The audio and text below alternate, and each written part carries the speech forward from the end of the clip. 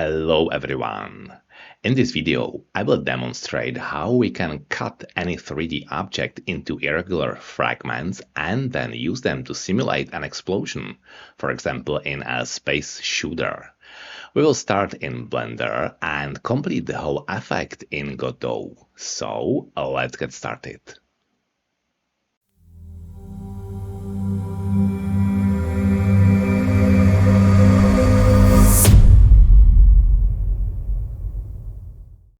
In the previous tutorial, I created a project with an asteroid model that we can use again this time. So this is the project. But if you don't have it, that's not a problem. We'll still need to work in Blender anyway, so it's easy to create everything again from scratch. Let me switch to Blender, here it is, and I'll delete everything from the default scene. So A for select all, X to delete, and delete. Alright, as I mentioned in the last tutorial, to generate the asteroid we need to enable a specific add-on that comes with Blender. But what I didn't mention, however, is that starting from certain version, it can no longer be activated in the add-on section. Let me show Edit, Preferences, and Add-ons. Okay, so instead it's necessary to go to the Get Extension section. So if you never worked with an extra with the extra mesh objects extension before, it is right here. Let me expand that. If you don't have it here activated, open this panel and install it. In addition, we will need one more extension called Cell Fracture, this one. Install it in the same way. And as the name suggests, this one will be responsible for breaking the asteroid into fragments. So let's close this window. And now let's create a nice looking asteroid. I'll use the same procedure as last time, pressing Shift A to add mesh, extras, and rock generator. In the menu that opens right here in the bottom left, let's switch the preset to asteroid. Okay, and we have something, and I think we can definitely work with that. Before continuing, we must not forget to apply all the modifiers that this add-on added to the original object. So I'm going to the right column and switching to modifiers, and here just pressing Ctrl A to apply all of them sequentially. Okay, and now we can break our asteroid into pieces. First, let's make sure it's still selected. It has this orange outline. And then let's go to Object and find Quick Effects right here and Cell Fracture. This panel contains many parameters, but we are interested in only two: Source Limit, this one, and Noise. The first determines into how many pieces the object will be cut, and the second one defines the level of randomness for those cuts. As we can see, the default value of source limit is 100, so let's try it and see what happens. Okay, something is going on here. And let's wait for it. It should be pretty fast, hopefully. Yeah, here it goes. So we just saw how the transformation was performed. And in the right column, right here, we can verify that Blender has indeed created the corresponding number of new objects. There aren't always exactly 100 of them, but the number is usually close. However, that many fragments could cause performance issues in our game, so I'll undo the operation using Ctrl Z and open the Cell Fracture again. Object, quick actions. Where is it? Yeah, sorry, Quick Effects and Cell Fracture. Okay, and let's set the parameter to something like 20, source limit 20. All right, and we can also increase the noise value to the maximum so the result looks more random. And let's click OK again and wait for it. Okay, that looks good. We can verify that if I hide the main object, which is right here, this rock, the remaining fragments still form the entire asteroid.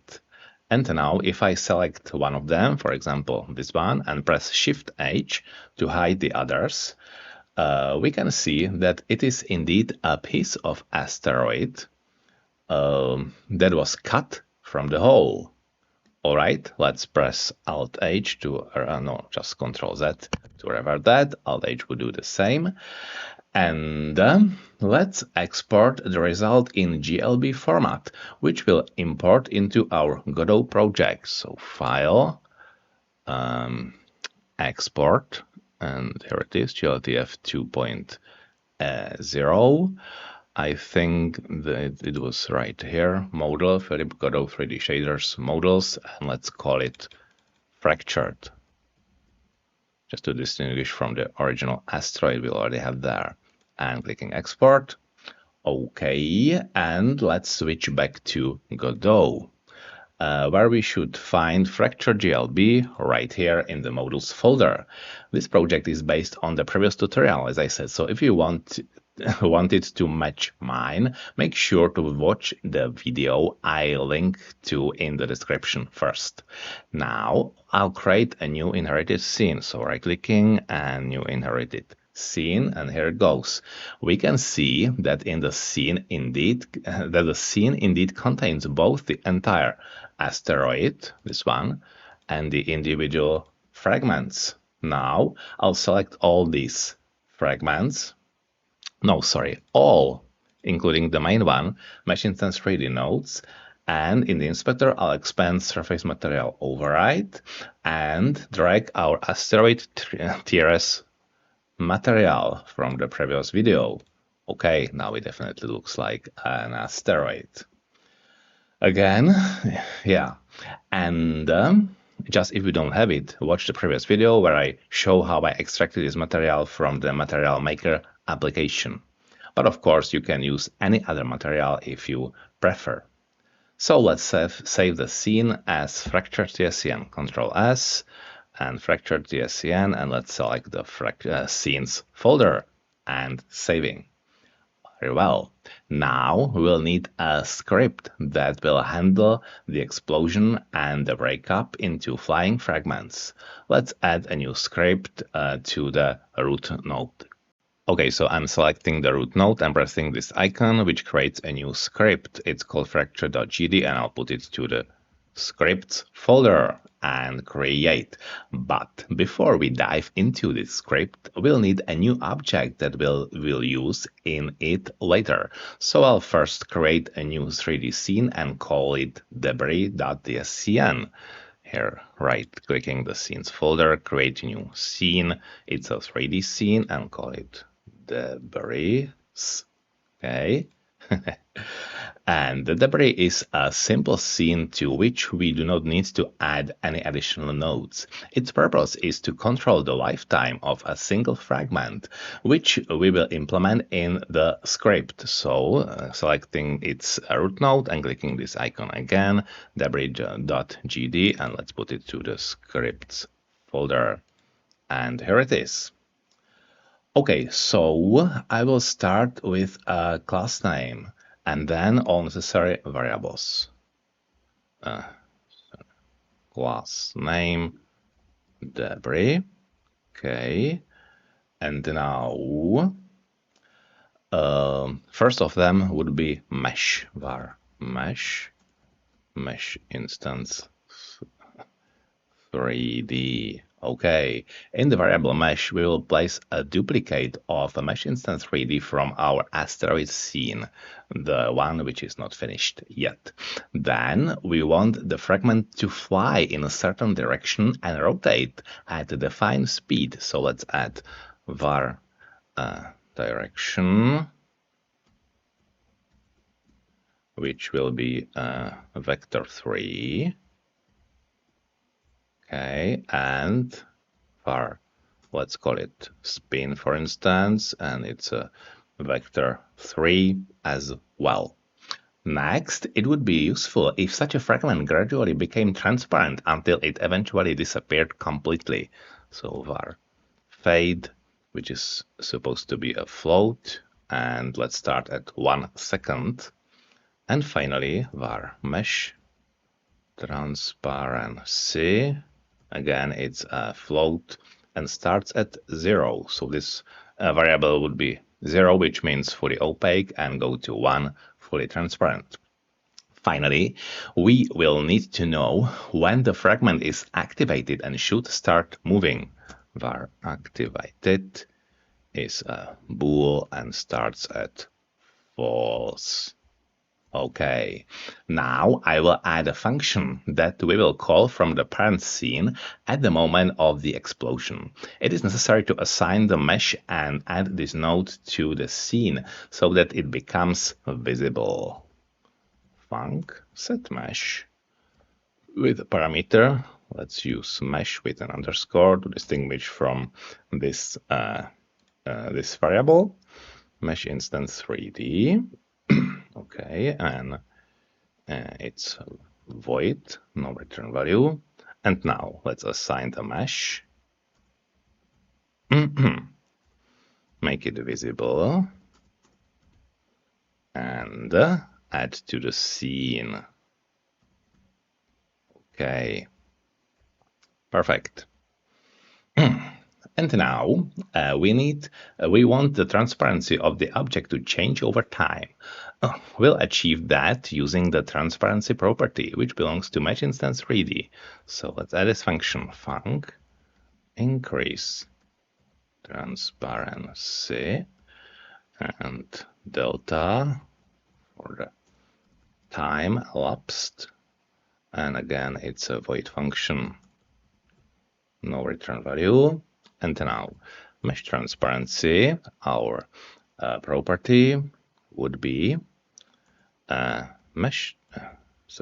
equals mesh transparency increased by delta, but we don't want the transparency to go outside the 0 to 1 range, so let's clamp it. Clamp F for float values, and the interval is 0, 1. Great. Okay, and finally, let's assign it. So mesh.transparency is our mesh transparency value. All right. By the way, this trick with the transparency property works only if the forward plus rendering method is enabled.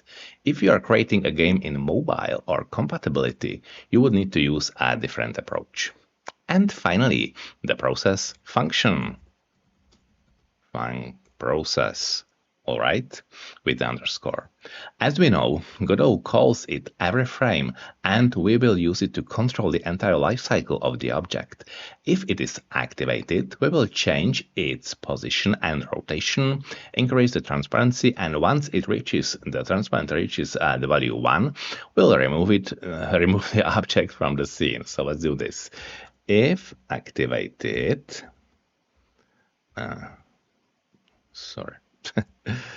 so position is changed, increased by the direction, increased, I said, direction times delta to make it consistent regardless of the FPS, frames per second.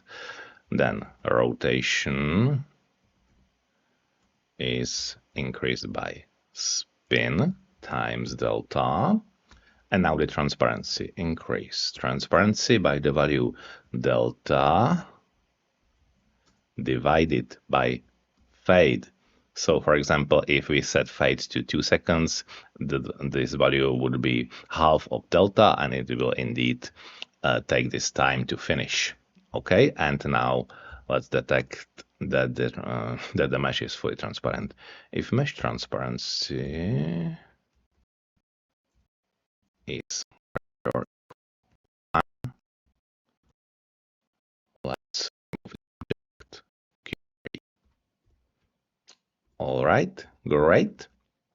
This completes the debris object, and we can return to the fractured scene where we will activate these fragments. However, we need to distinguish which mesh is the main one and which meshes will be used to create the flying fragments. So I will start by adding the variable base mesh. Let's do it here. Export var base mesh, which is a mesh instance 3D. Okay, so when we go to the inspector, we can see that it appeared right here, and I can immediately drag the node named rock into it, this one, dragging over there. So because this mesh represents the entire asteroid. Next, we will want to set the direction, rotation, and speed of the fade out. I will add the corresponding variables. Export var explode speed, which is a float, and let's make the default value set to 2 and copy and paste twice. This one would be spin, and the last one fade. Okay. Finally, we will need an array into which we'll place prepared instances of the debris scene when the asteroid is initialized. So var debris array, which is an array of nodes, and let's start as an empty array. In addition, we want the asteroid to explode only once, so the last variable will be a simple flag which we will set to false. Exploding bool is false. Okay, I mentioned instances of the debris scene, so let's drag it into the script. I'll find it here in the scenes. It's this one, debris.tscn, and when I hold the Control key, the entire preload declaration was created as a constant. Great. Now we can start writing the script. I'll begin with the ready function, where I will set the main mesh to be visible and hide all other nodes of the type mesh instance 3D that I find. Let's do it. Func ready, ready. Okay, and now base mesh, as I said, it will become visible. Actually, it already is visible, but in case we tamper with these icons, let's make sure that the initial status of the object would be as we expected.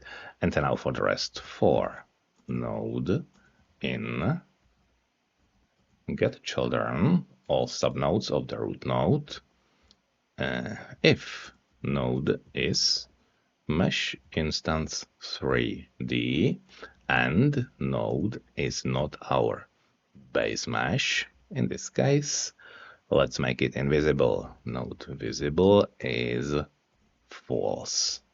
All right. Next, we would like to introduce a bit of randomness into the flying debris. So I will write a simple function that expands the parameter value to a random number within an interval. And to keep the code simple, I will give it a very short name like this. Func r with the parameter s, which is a float, and returns a float. Okay. And now let's just simply return and f range function with the bounds negative s and s. Okay, so in general, it's not recommended to use overly short name like r and s for functions and variables, but this time I'll make an exception. In a real game, I would move something like this into a special autoload class called utils or anything else. Okay, and now for the debris itself. The function I'm about to write will receive a mesh instance 3D as a parameter, create its copy, and assign it to a new instance of the debris class that we programmed a moment ago. Then I will set the other parameters and add the resulting object to the debris array.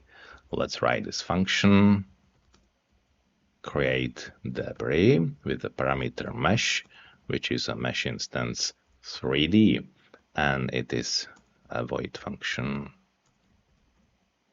Okay, so first var debris, which is a class debris, and we will take our constant, imported scene, and instantiate it. All right. Then set mesh, our mesh, but duplicate. It is very important because after we are finished with the explosion, we will get rid of this entire object. Just call Q3 on that, which means the mesh, the original mesh, would disappear as well. So, but if we create a duplicate of that, it's going to be a standalone object. All right. And let's just give it a random translation and rotation vector. So debris direction is vector 3, and now result of our R function. R with the parameter explode speed, our first exported parameter, and let's copy and paste 3 times. Okay, so this is the direction, and as for the spin, let's just copy paste, spin and explode, spin. Let's change it in all components of this vector. Very well, and the fragment should appear at the same position as the original fragment. So debris position is our position. Let's cover the scale as well in case we will increase or decrease the size of the asteroid. Is our scale. And finally the fade variable, debris fade is just the explode fade parameter. And finally debris array, append our debris object. Great. Of course, we must call this function from somewhere. I will add its call to the end of the loop in the ready function. Let's get back here and create debris with our node, from our node, I mean. Excellent. The explosion is ready. We just need to trigger it. So I will write a function explode that goes through the debris array, adds each prepared fragment to the main scene, activates it, and finally removes the original asteroid from the scene. Okay, scrolling down to the end of the script, and after create debris function, let's add func explode with no parameters, and it's a void function, void return value, I mean, and if not exploding, because we want it to explode only once, let's set exploding to true and create the explosions. So for debris,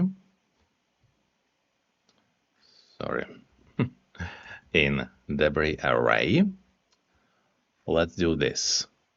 We need to add this debris instance to the parent scene. So get parent, add child, debris. Okay, and let's make it activated. So the script knows that it should start moving, rotating, and doing other things. Debris activated is true. Okay, and finally, after everything is done, let's call Q3 to remove the original asteroid from the scene. Okay, and to make the explosion actually happen, ideally after some input event, we will trigger it with a mouse click. So just like in the previous tutorial, I will add a static body 3D to the scene, assign it a collision shape 3D, and generate a function to handle the corresponding event. So let's get back to the scene tree, right click into the root node, add child node, and static body 3D. Let's right click this node, add child node and collision shape 3D. And here in the inspector, let's make it a sphere shape. I'll just show the 3D editor. And I think that our radius was 1.8 before. Yeah, that should be pretty cool. I think this asteroid is a bit smaller, so 1.6. Yeah, it's probably better. Doesn't matter actually. Okay, and let's create the event. So clicking back to the static body 3D, going to signals, and the event is input event. Double click and connect. Here it is. So of all the parameters this function provides, we only need event. So let's just add underscore to others to get rid of some warnings in the Godot editor. Normal and one more shape ID X. Okay, and here in the body, let's do this. If event is input event mouse button. Is it here? Yeah, right here. And event pressed. So we just do it when the mouse is pressed, not after releasing the button. Let's simply call explode. That's it. Okay, so the last thing we need to do to make all of this useful is to insert the asteroid itself into the main scene. And since we don't have any main scene yet, let's add it. Right-clicking the scenes folder, create a new scene. It's a 3D scene, and let's call it, for example, explosion. Okay. Okay, and now we need the usual stuff. So directional light 3D, camera 3D, and world environment. And I think I can copy that from the previous tutorial, which is right here. No, asteroid, not bit. I think it was outline. So directional light 3D, camera, and world environment. Let's copy, close that, and let's paste. If you're not sure about the parameters, I would say it's very simple and straightforward because most of these objects have the default parameters. Nothing won't change except for world environment, where we have a new environment, and in the background we created custom color property as a mode. That's everything. All right. And of course, we need our new asteroid. It is the fracture TSCN scene. Let's drag it to the root node. And here it goes. I think we need to move the camera a little bit. No, we don't. It is already moved. If I go there to the transform section, we should see that it's already translated over the Z-axis. If it's not, just click here and take a look at the preview to make sure that the asteroid is displayed as you expected. Very well, so we can run the scene and see what happens when we click on the asteroid. Executing and click. Okay, that was not bad. And if we wanted to tweak the explosion, we would only need to change the parameters in the inspector. So, for example, let's just select the fractured node right here, and here in the inspector, let's, for example, make the explosion slower. So I'll set the speed to 1 with minimal rotation, 0.1 as the explode spin, and let the fragments remain on the scene longer. Explode fade I'll increase to 5, and let's start it again. And click the asteroid, and now we can see how the fragments are slowly floating. Perfect. By the way, while testing this functionality, you may notice a slight delay before the scene reacts to a mouse click. This is because our asteroid is not optimized and usually contains 40 to 50,000 vertices.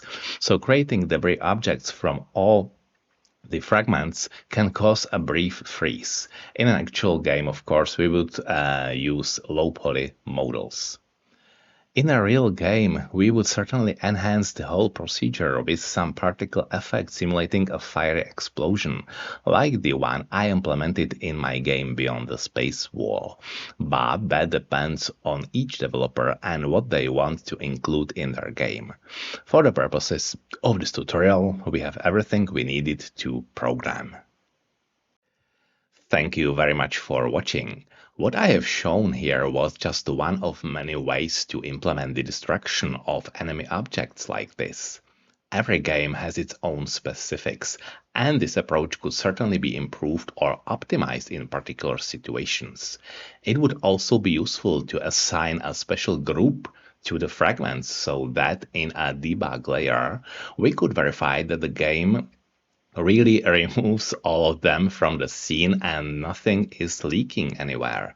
But that is something for another time. For now, take care, good luck with your projects, and I will see you in the next video.